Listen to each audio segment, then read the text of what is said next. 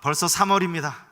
참 1월에 이제 1년의 세 번째 달 3월 첫 주가 되었습니다. 오늘도 왕이신 하나님 앞에 영과 진리로 예배하는 우리 모든 성도님들 가운데 예배를 통해 주시는 하나님의 크신 은혜와 평강이 함께 하시기를 우리 주님의 이름으로 축복합니다. 저는 하나님의 몽당 연필입니다. 하나님은 작은 몽당 연필로 좋아하는 것을 그리십니다. 하나님은 우리가 아무리 불완전한 도구일지라도 그것으로 너무나 아름다운 그림을 그리십니다. 이 말 누가 한 말인지 기억하십니까? 마더 테레사 수녀님이 했던 아주 유명한 고백이죠. 몽당 연필을 써보신 분들 아마 많이 계시리라 믿습니다. 몽당이라는 이 단어의 뜻을 제가 우리말 사전에서 찾아보니까요, 물건의 끝이 닳아서 몽톡하게 몽그러진 모양, 이것을 뜻하는 부사가 이 몽당이더라고요. 그래서 몽당 연필은 계속 깎아서 쓰다 보니까 나중에는 길이가 아주 짧아진 그러한 연필, 이것을 우리는 몽당 연필이라고 부르죠. 요즘에야 연필도 너무 흔할 뿐만 아니라 아무리 연필이 흔해도 그것보다 훨씬 더 사용하기 쉬운 샤프를 많이 사용하지만요, 어린 시절 저도 그렇습니다. 연필을 주로 사용하다가 깎고 그렇게 계속 쓰다가 짧아져서 나중에는 모나미 볼펜 있죠. 그 모나미 볼펜대에 끼워서 그렇게 썼던 기억들 아마 많이들 가지고 계실 겁니다. 테레사 수녀님이라고 하면 인도의 가난하고 병든 사람들을 위한 봉사활동으로 아주 유명한 분 아닙니까? 직접 사랑의 선교회라는 이 단체를 설립을 하고 거기에서 45년 동안이나 빈민과 병자, 고아들을 위해서 헌신하신 분이 바로 이 테레사 수녀입니다. 그러한 공로로 1979년에는 노벨 평화상까지 받으신 분이죠. 그런 분이 자신을 몽당 연필이라고 이렇게 고백했다라는 거예요. 이것은 어쩌면 하나님 보시기에 우리 모두가 어느 누구든지 그저 몽당 연필에 불과하다라는 그런 의미이지 않을까 싶습니다. 여러분, 우리 인생에 가장 큰 감사와 감격이 뭐가 있겠습니까? 나는 얼마든지 충분히 자격이 있고 능력이 있고 감당할 만한 힘이 있으니 나는 당연히 우리나라에서 최고 좋은 회사에 들어가는 게 맞다, 이렇게 생각하는 사람에게는 별로 감사한 일이 없을 거예요. 하지만 나는 너무나 부족하고 나는 너무나 모자라고 나는 너무나 능력이 부족한데 나를 어느 회사라도 써주기만 한다면, 이런 마음을 가지고 있는 사람은 그가 어느 회사에 취직하든 그는 기쁘고 감사하고 감격하며 살아갈 겁니다. 만약에 테레사 수녀가요, 가는 곳마다 자기가 이렇게 사람들에게 사랑을 전한다는 이 사실, 자기가 지금까지 이루어놓은 많은 일들을 은근히 드러내면서 자랑했다면 그가 이렇게 사람들로부터 존경을 받을 수 있었을까 하는 생각을 해보게 됩니다. 오히려 하나님 앞에 나는 그저 몽당 연필에 불과합니다 라는 이 고백으로 인하여 더 많은 사람들이 그를 진정으로 존경하고 지금도 여전히 존경하는 그런 인물이 된 것 아니겠습니까? 성경에는 정말 이 몽당 연필 같은 사람들이 여럿 있습니다. 영어로 치면 엑스트라 같은 사람이라 할 수 있겠죠. 사람들로부터 별로 주목도 받지 못하는 그런 배역들 말입니다. 하지만 그들이 있음으로 인해서 영화가 더 빛이 날 수 있고 재미가 더해질 수도 있는 그런 엑스트라 말이죠. 오늘 우리가 읽은 이 본문은요, 우리가 너무나 잘 아는 것처럼 주님이 이제 공생의 마지막 주간을 맞이하여서 예루살렘으로 들어가시는 장면이 기록된 말씀입니다. 이제 우리 교회도 3주 이후면 종료주일로 지키고 또 한 주간 고난주간 새벽기도회를 드릴 텐데, 주님이 십자가를 지시려고 예루살렘에 입성하시는 그날, 바로 그날이 오늘 본문에 기록된 날입니다. 그러므로 본문의 주인공은 당연히 예수 그리스도라고 할 수 있겠죠. 구약의 이사야 선지자나 또 스가랴 선지자가 예언한 말씀을 성취하시려고 주님은 나귀 새끼를 타고 예루살렘에 입성하십니다. 스가랴 9장 9절 말씀을 보시면 여기 이렇게 나와 있습니다. 시온에 따라 크게 기뻐할지어다. 예루살렘에 따라 즐거이 부를지어다. 보라, 내 왕이 내게 임하시나니 그는 공의로우시며 구원을 베푸시며 겸손하여서 나귀를 타시나니 나귀의 작은 것 곧 나귀 새끼니라. 성경은 이것이 예수님의 겸손이라고 그렇게 가르치고 있습니다. 하나님과 동등됨을 내려놓으시고 철저히 자기를 비워서 종의 형체를 가지시고 이 땅에 오신 주님, 그것도 이제는 가장 낮은 십자가의 자리에까지 내려가시려고 지금 겸손의 모습으로 예루살렘에 입성하시는 그 주님. 그러므로 우리는 본문을 대할 때마다 그 주님의 겸손과 온 인류를 향한 주님의 희생적인 사랑에 감사할 수 있어야 합니다. 이게 어떤 면에서는 오늘 본문이 우리에게 주는 가장 중요한 메시지입니다. 본문에서 주인공은 두말할 필요도 없이 바로 예수 그리스도, 주연 배우는 예수 그리스도가 되시겠죠. 그런가 하면 오늘 본문에는 조연 배우들도 등장한다라고 볼 수 있습니다. 예수님을 향해서 종려나무 가지를 흔들면서 환호했던 그러한 사람들이 되겠죠. 그들은 자기들이 입고 있던 겉옷을 주님 지나가시는 길에 펴놓았다, 성경이 이렇게 말하고 있어요. 또 어떤 이들은 종려나무 가지를 길에 펴기도 했습니다. 본문 9절 말씀입니다. 앞에서 가고 뒤에서 따르는 무리가 소리 높여 이르되 호산나 다윗의 자손이여 찬송하리로다. 주의 이름으로 오시는 이여 가장 높은 곳에서 호산나 하더라. 하나같이 예수님을 열렬히 환호하는 모습입니다.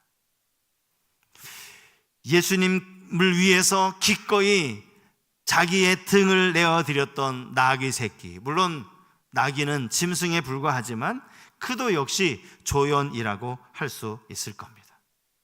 이것을 영상으로 찍는다면요, 아마 이 나귀의 모습은 예수님의 얼굴이 등장할 때마다 항상 드러날 수밖에 없었을 거예요. 왜냐하면 예수님을 지금 가장 가까이에서 예수님을 좀 등에 업고 그렇게 모시고 있기 때문입니다. 그런데요, 오늘 본문에는 주연도 아니고 조연도 아닌 마치 엑스트라 같은 사람이 나옵니다. 적어도 이 장면에서는 그렇다는 것이죠. 이들은 무대 전면에는 보이지도 않습니다. 하지만 만약 이들이 없었다면 이 무대 자체가 만들어질 수 없었을지도 모릅니다. 그들이 누구일까요? 오늘 본문 1절에 나오는 두 제자입니다. 두 제자. 이들이 없었다면 본문의 상황이 이루어질 수 없었다라는 말, 여러분 이게 무슨 말인지 아시죠? 이들이 나귀 새끼를 끌고 오지 않았더라면 주님은 나귀 새끼를 타고 예루살렘에 입성하실 수 없었고 선지자의 예언의 말씀이 이루어질 수도 없었다라는 겁니다. 그래서 말씀을 응하시려고 이 두 명의 제자가 쓰임받고 있는 거예요. 그럼에도 불구하고 복음서 어디에도 이들의 이름이 나와 있지는 않습니다. 어떤 분들은 뭐 이렇게 생각할 수도 있겠죠. 이들이 제자라고 성경에 나와 있지 않느냐고. 제자면 선생님이 시키는 거 그거 당연히 해야 하는 것 아니냐고. 그게 뭐가 대수냐고. 그게 뭐가 특별한 일이냐고. 그렇게 이야기하실 수도 있을 겁니다. 하지만 여러분, 오늘 본문을 가만히 보시면 이들이 보여준 순종은 결코 그리 다 간단한 순종이 아니었습니다. 쉽지 않은 순종이었어요. 그래서 저는 이들이야말로 주님께 쓰임받는 또 한 사람이다 라고 말씀을 드릴 수 있는 겁니다. 오늘 본문을 보면서 이들이 어떻게 쓰임받았는가, 또 우리는 어떻게 하면 하나님 앞에, 주님 앞에 쓰임받을 수 있는가, 이것들을 좀 한번 생각해 보려고 합니다. 이들에게서 볼 수 있는 것은 첫 번째로 주님을 향한 분명한 신뢰라고 할 수 있습니다. 주님을 향한 신뢰. 자, 본문 1절 말씀 다시 한번 보시겠습니다. 그들이 예루살렘에 가까이 가서 감람산 벳박에 이르렀을 때에 예수께서 두 제자를 보내시며, 이미 예수님은 마태복음 20장에서부터 예루살렘으로 향할 그 계획을 가지고 계시고 예루살렘을 향해 가고 계셨습니다. 그리고 이제 제자들과 함께 예루살렘에 가까운 감람산, 그것도 벳박이라는 곳까지 이르게 된 것이죠. 바로 그때 아무 연고 없이, 아무런 예고도 없이 두 명의 제자를 부르십니다. 이 두 제자에 대해서는요, 사실 학자들마다 의견이 분분합니다.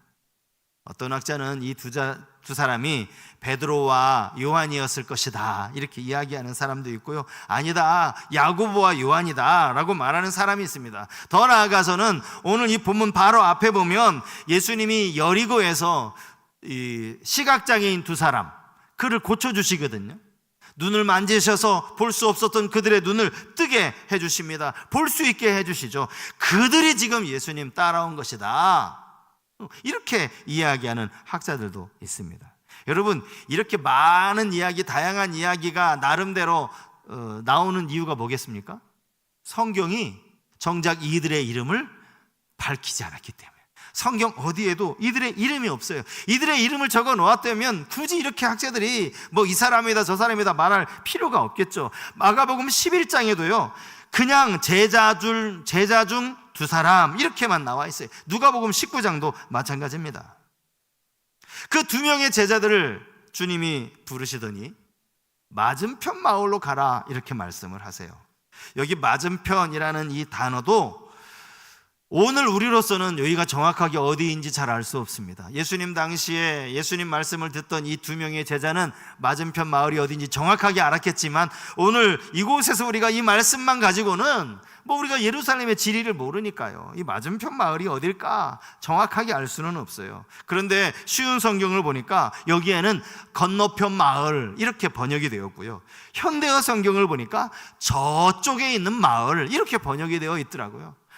한마디로 말해서 주님이 말씀하신 이 마을이 지금 계신 곳에서 그리 가까운 곳은 아니었다라고 말할 수 있는 거죠. 그러니까 바로 눈앞에 있는 이 마을 그렇게 말씀하신 게 아니에요. 맞은편 마을, 저쪽에 있는 마을, 건너편에 있는 마을 그리로 가라라고 그렇게 말씀을 하신 겁니다. 거리가 좀 먼 것이야 뭐 얼마든지 제자 입장에서 순종할 수 있겠죠. 그런데 거기 가서 매어 있는 나귀와 나귀 새끼를 풀어서 끌고 오라 이렇게 말씀을 하십니다. 사실 여러분 이 구절을 읽으면서 좀 이상하다는 생각 들지 않으셨어요? 주님이 정말 이 말씀만 하셨을까? 아니 이 앞에 분명히 뭔가 말씀을 하셨을 것 같은데 이 말씀만 하신 것 같지는 않은데 이런 생각이 들지 않으십니까? 정상적으로라면 주님이 이 말씀을 하시기 전에 제자들에게 풀어 끌고 오라 하시기 전에 무슨 말씀을 하셔야 돼요? 너희가 나귀를 찾으면 그 나귀 주인을 먼저 만나라 이렇게 말씀하셔야죠. 주인을 찾아가서는 이렇게 말하라, 이러저러 해서 우리가 예수님의 제자인데 주님이 우리를 보내셔서 왔다고, 주님이 이 나귀를, 당신의 나귀를 풀어서 끌고 오라고 그렇게 말씀하셨다고, 혹시라도 주인이 물으면 주가 쓰시겠다 하라 이렇게 주님이 말씀하셨는데 혹시 알고 계십니까? 일이 다 얘기가 되신 것 아닙니까? 이렇게 물어야 되는 것 아닙니까? 그렇지 않고 무작정 나귀를 그냥 끌고 온다면 그들은, 이 제자들은 나귀를 훔쳐가는 도둑이 되는 거예요.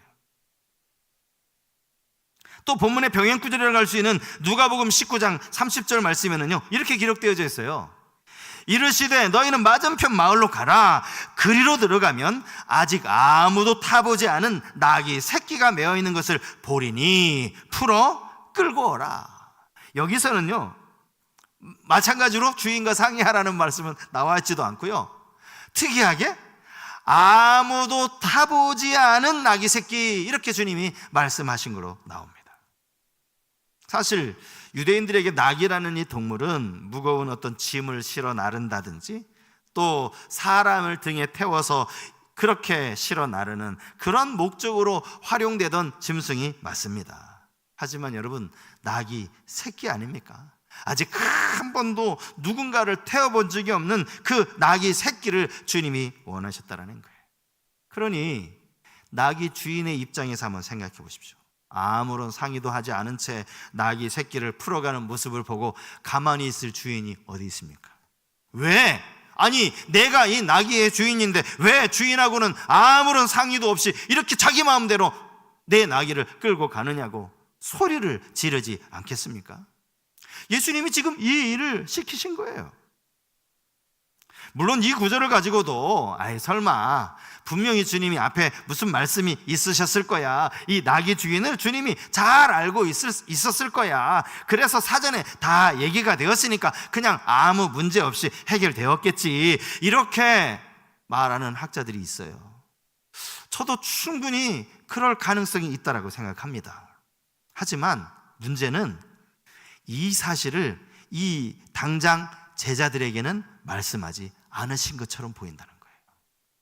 심부름을 받아 나귀를 풀어야 하는 이 제자들은 이 내용을 전혀 모르고 있는 것처럼 성경이 기록하고 있다는 거죠. 여러분, 이 상황에서 어떻게 순종할 수 있습니까? 이 순종은 주님을 향한 철저한 신뢰에서 기인한 거예요. 주님이 우리에게 이 일을 시키셨으면 주님이 이 일을 이미 다 준비해 놓으셨을 것이라고 하는 이러한 주님을 향한 신뢰 말입니다. 주님이 3년 동안 공생애를 사시면서 제자들을 훈련하셨잖아요. 그리고 그 제자들을 훈련하시는 그 가운데는 주님을 향한 신뢰 훈련도 있었다는 사실을 우리는 잊지 말아야 돼요. 주님을 신뢰하는 거. 마태복음 10장에 보면요, 주님이 이 당신의 제자들을 두 명씩 짝지어서 전도하라고 보내시는 장면이 나오거든요. 예수님은 가시지도 않아요. 그냥 둘씩 보내시면서 대신 그들에게 권능을 주셨다라는 말씀이 성경에 기록되어져 있습니다. 권능은 주셨지만 주님이 그 와중에 이런 말씀을 하시는 장면이 나오는데, 마태복음 10장 16절 말씀을 보십시오. 보라, 내가 너희를 보냄이 양을 이리 가운데로 보냄과 같도다. 그러므로 너희는 뱀같이 지혜롭고 비둘기같이 순결하라. 지금 제자들 처음 예수님 떠나서 두 명씩 전도하러 나가는데, 거기에서 물론 주님이 권능도 주셨다고 하지만 뭐라고 얘기하는 거예요? 얘들아, 내가 너희를 보내는 게 마치 양을 이리 가운데 보내는 것 같구나. 여러분 생각해 보십시오. 양을요, 이리 가운데 보내면 양이 어떻게 될까요? 양을, 이리들이 모여있는 그 사이에 양을 보내면 이리가 양을 어떻게 하겠어요? 잡아먹죠. 주님이 이 말씀하신 거예요. 안 그래도 지금 우리끼리 이걸 어떻게 전도를 해야 되나 싶은 그들에게 너희는 양이고 세상은 이리와 같구나, 이런 말씀을 하시니, 근데 여러분 제자들이 어떻게 했습니까? 그들이 예수님을 신뢰했기 때문에 전도하러 나간 것 아닙니까? 뿐만 아니라 그 요한복음 10장에 보면 주님이 이런 말씀을 하세요. 당신이 선한 목자라, 이렇게 말씀을 하시면서 양과 이리에 대해서 이렇게 이야기하십니다. 이리가 양을 물어가고 또 해치느니라. 당연한 이야기죠. 이렇게 좋은 먹잇감이 어디 있어요? 이리의 눈에는 양이 보였다 하면 그날 식사는 해결된 것 아닙니까? 그걸 알고 계시면서도 주님은 보내셨고, 제자들은 주님을 신뢰했기 때문에 주의 말씀에 순종했다라는 거예요. 누가복음 10장에 보면 여기에서는 주님이 70명의 자기를 따르는 무리들을 둘씩 또 짝지어 보내시는 장면이 나옵니다. 이게 분명히 별개의 사건이에요. 그런데 주님은 여기서도 똑같은 말씀을 하세요. 내가 너희를 보냄이 어린 양을, 여기는 어린 양이라고 했어요. 어린 양을 이리 가운데 보냄과 같도다. 그렇게 그들이 보냄을 받았어요. 어떻게 됐습니까? 자, 어떤 결과가 벌어졌는지 누가복음 10장 17절 말씀, 우리 자막을 보시면서 우리 한번 같이 읽어볼까요? 누가복음 10장 17절 같이 읽겠습니다. 70인이 기뻐하며 돌아와 이르되 주여, 주의 이름이면 귀신들도 우리에게 항복하다이다. 그들이 주님의 말씀을 신뢰했지만 아마 두려웠을 거예요. 게다가 주님이 우리가 어린 양이고 저 세상이 일이라고 이야기하는데 얼마나 두려웠겠어요. 그런데 주님을 신뢰함으로 복음을 들고 나아가고 나니까 어떤 일이 벌어진 거예요? 귀신들도 자기들 앞에 항복하더라는 것이죠. 주님을 신뢰했기 때문에 그들이 이렇게 순종할 수 있었다는 거예요. 오늘 본문의 두 명의 제자들도 마찬가지입니다. 아니, 주인에게 아무런 이야기도 안 하고 이렇게 우리에게 이런 일을 왜 시키는 거냐고. 베드로라든지 그 주님이 사랑하시는 요한이라든지 야고보라든지 이들 시키면 되지 왜 이 일을 우리에게 시키느냐고. 만약에 나귀를 그냥 주인하고 상의도 하지 않고 끌고 가다가 주인에게 들키면 어떡하라고. 여러분, 이런 마음이 들었다면 그들은 이 말씀에 순종도 못했을 거예요. 나귀 새끼를 어떻게 끌고 옵니까? 순종도 못했을 거예요. 그런데 그들이 순종했다라는 것은 그들이 주님을 온전히 신뢰했다라는 거예요. 여러분, 우리가 주님을 믿는다는 것은요, 주님을 온전히 신뢰한다라는 이런 의미가 담겨 있습니다. 주님 우리에게 말씀하셨다면 이 말씀이 이루어지도록 이 말씀대로 이미 주님이 일하고 계신다는 이 사실, 여러분 잊지 않고 꼭 기억하시기 바랍니다. 주님은 그냥 뒷짐지고 계시면서 너희들 알아서 해봐 이러시는 분이 아니에요. 우리가 주님을 신뢰하고 나아가기만 한다면 이미 주님이 그 앞에서 모든 것들을 다 정리하고 모든 문제들을 다 해결해 놓으신다는 이 사실, 이게 바로 주님을 신뢰하는 거예요. 믿음 생활은요, 주님을 향한 이 신뢰가 더 깊어지는 게 아닌가 싶습니다. 여러분, 주님을 정말 신뢰하십니까?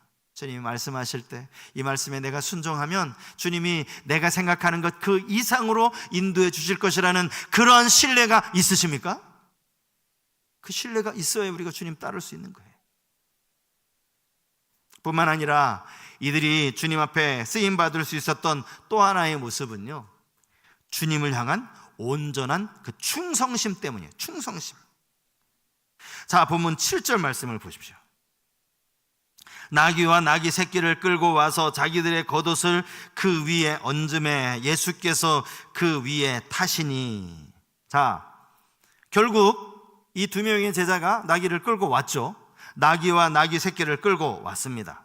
맞은편 마을로 가서 나귀를 끌고 오라 주님의 말씀에 그대로 순종한 겁니다. 그런데 보십시오, 거기까지는 순종했어요. 주님이 시킨 일이에요. 그런데 자기들의 겉옷을 그 나귀 위에 얹는 거, 이거는 주님이 시킨 일이 아니에요. 그들이 자발적으로 한 일입니다. 한 번도 태워본 적이 없는 나귀였으니 아마 그 나귀의 등에는 사람이 앉을 안장조차 없었을지도 몰라요.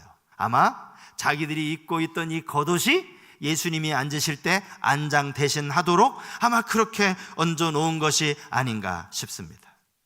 그런데 이게 그냥 우리가 단순하게 생각할 문제가 아니라는 거죠.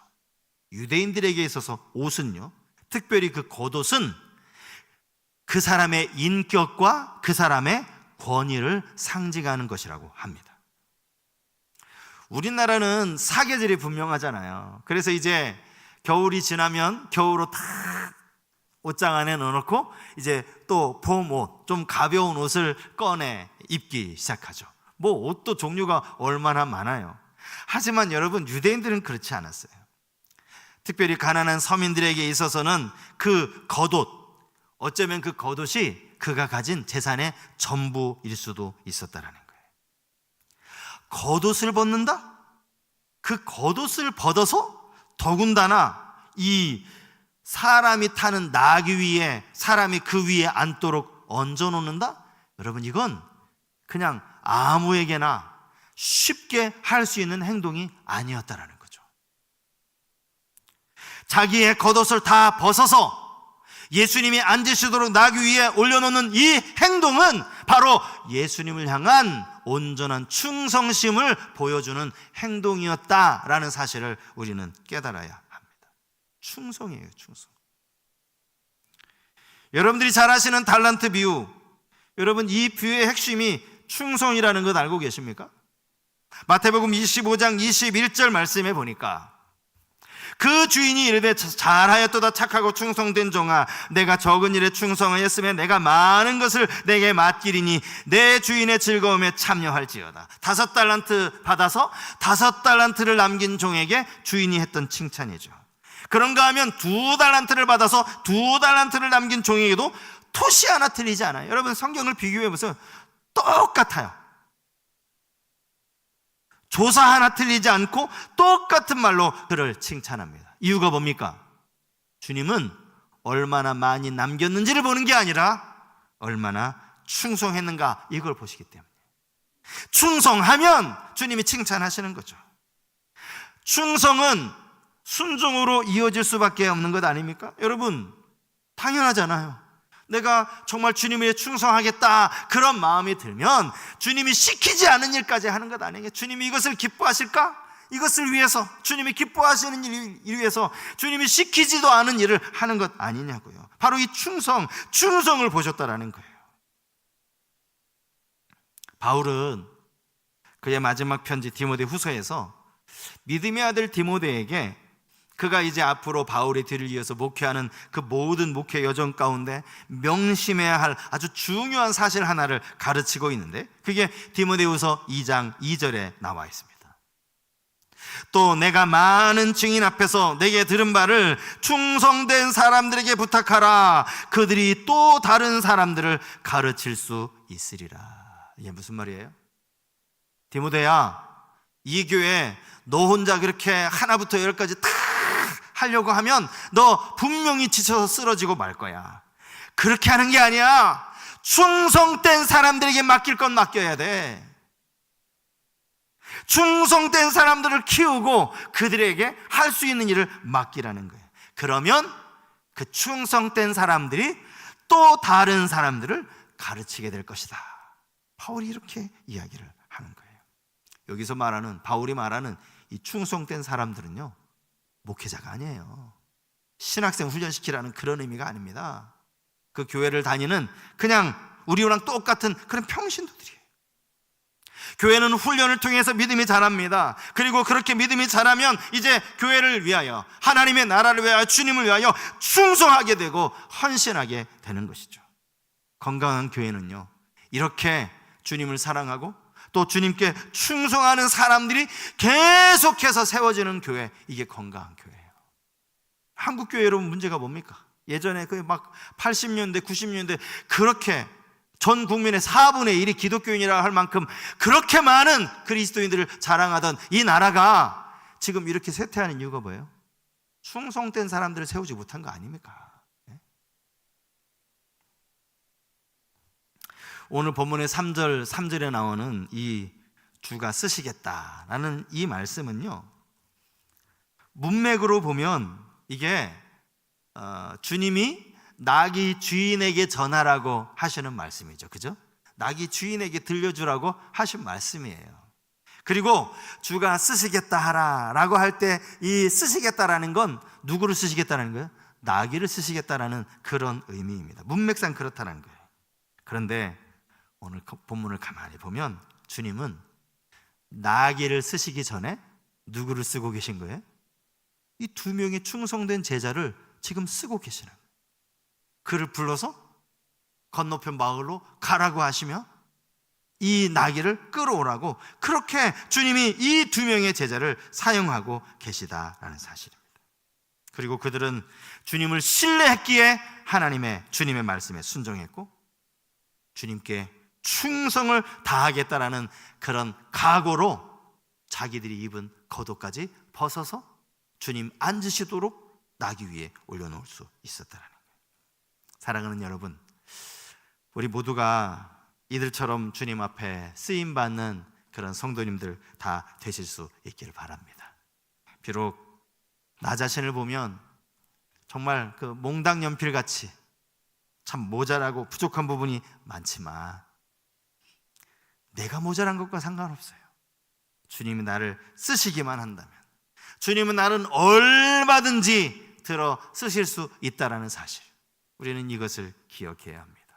모세의 손에 들려진 지팡이, 우리는 이걸 자꾸 능력의 지팡이라고 말하는데 여러분, 틀린 말입니다. 지팡이는 능력의 지팡이가 아니에요.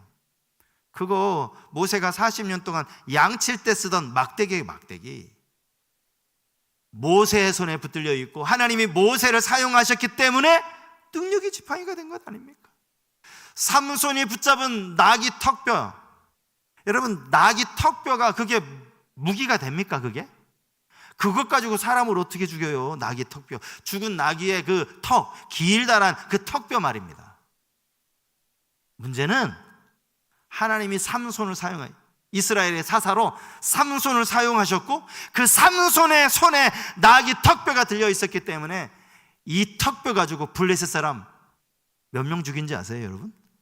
1000명을 죽여요. 1000명을. 하나님 앞에 쓰임 받는 것이 이만큼 중요하다는 사실입니다. 나의 부족함, 나의 연약함과 상관없이 이렇게 주님 앞에 귀하게 쓰임 받는 우리 성서교회 우리 모든 성도님들, 초신자도 상관없어요. 중직자도 상관없어요. 나의 부족함을 주님 앞에 아뢰고 주님 신뢰하기만 하면 됩니다. 이렇게 쓰임 받는 성도님들